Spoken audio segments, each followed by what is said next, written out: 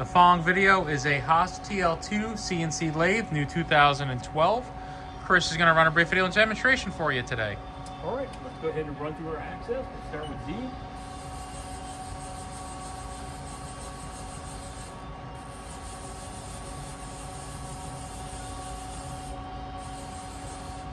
Our X.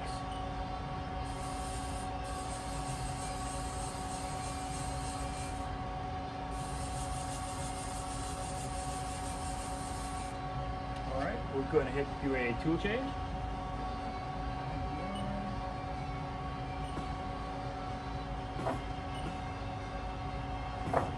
Bring it back. All right, now we'll do a spindle test. It's 1,000 RPM.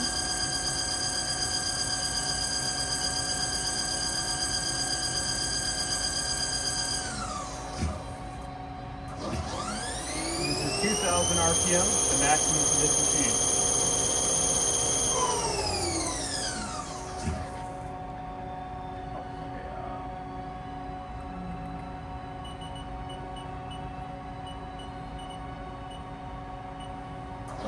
This is 500 RPM.